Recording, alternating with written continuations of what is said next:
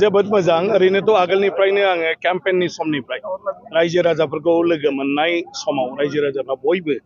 बरायदों बयबो गाव गावनो फैदों आरो बयबो नोंथांजों जों दं होनना बुंदों बेखौ लानानै आंहा मोनसे फोथायथि दङमोन आरो बे बाथ्राखौबो आङो बयनिबो फोरमायदोंमोन जे आंहा रायजो राजानि सायाव फोथायनाय दं आरो बियो दिनै गमामायैनो बे रिजाल्टनि समाव नुजाबाय जे तामुलपुरनि रायजो राजाया माने बयबो आंखौ माने अनसायबाय बा आंनि सायाव मोनसे मिजिं लानानै दिनै आंनो भट होदों आरो बिनि थाखायनो फ्राय 30,000सो भटनि डिफारेन्सआव दिनै देरहानो हाबाय आरो सार जिहेतु नोंथांनि बियाबावनो जिहेतु गोख्रों सासे दैदेनगिरि दंमोन बेखौ फेजेननो हाबाय नोंथाङा मा बुङो बेनि सायाव? आं बेखौ फेजेननो हानाय बा मानायखौ बुंनो नागिरा अदेबानि मानि थाखाय रायजो राजाया माने बिथांनो भट होदिया माने देरहानो हाजासे आरो माने बिथाङा निस्सय गावनो बेखौ सानगोन आरो बिनि सायाव बिजिरगोन आं सानो खारन बेयो मोनसे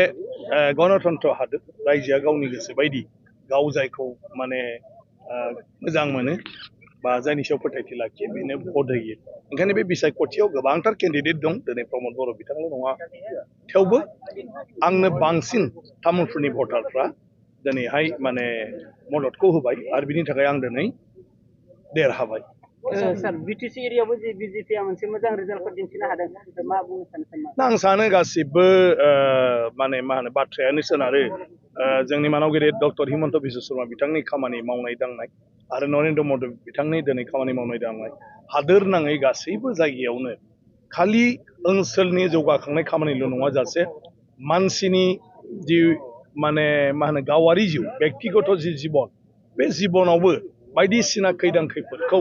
दिनैहाय सौसिनो हानायनि मदद सरकारा बायदिसिना स्किम लादों दिनै फरायसाफोरनि थाखाय दानफ्रोमबो कलेजाव फरायनाय फरायसाफोरनो माने हायार सेकेन्डारियाव 1,000 करि आरो नोङो जुदि डिग्रियाव फरायो बेवहाय दिनैहाय 1250 करि आरो जायफ्रा MA फरायो MSc MCOM फरायो माने बिसोरनो दिनैहाय मा होनो 2,500 करि 2,500,000 दान मोनफ्रोमबो होनाय थ' बेखौ जायफ्रा मोनदों बिथांमोना निस्सय उपलब्धि खालामोबा गोसो गोरबोजों मोनदाङो बिनि उनाव दिनै अरुनदयनि गेजेरजों गोरिब सुबुंफोरनो जि मोनसे अनसुंथाइ होदों दानफ्रोमबो 1250 रां बिनि अनगाबो दिनै गासै आइजोफोरनो गावबा गाव थांनानै थानायनि थाखाय माबा मोनसे मावनो हानायनि दिनै जि महिला उद्यमिता स्किम लादों बे स्किमफ्रा गासै आइजोफोरखौनो माने बेवहाय बोनथुमनानै दोनदों बयबो मदद मोनदों बिनि अनगाबो रेशन कार्डनि गेजेरजों जायफोर दिनैहाय माइरं दालि सिनि बा बिनि उनाव दिनै सापात थाव बेबायदि होनायनि राहा लादों बेफोरो बयबो रायजो राजानि गेजेराव मोनसे फोथायथि लाफैदों जे बेबायदि मदद होनो हानाय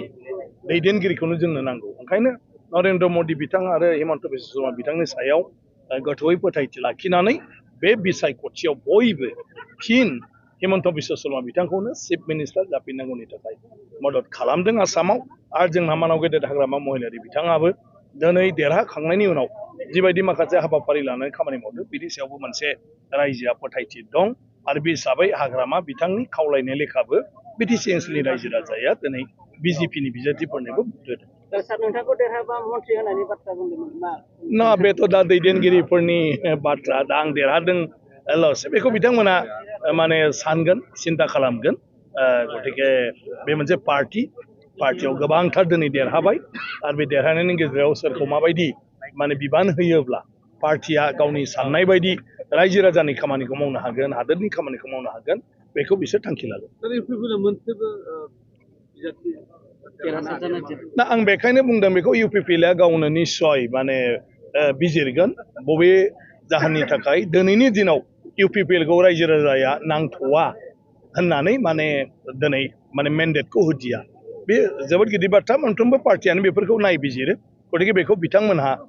जेफोर हाबाफारि लादोंमोन बिनि फारसे रायजो राजाया मानो फोथायथि लाखिदिया बेखौ निस्सय UPPLA गावसोर बिजिरगोन बे गणतन्त्र हादोर बेयाव बेबायदि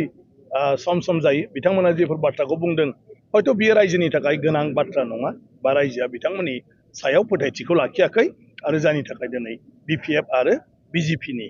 माने सायावनो सोनारनानै रायजो राजाया गासिबो बे बिसायख'थियाव मदद होदों।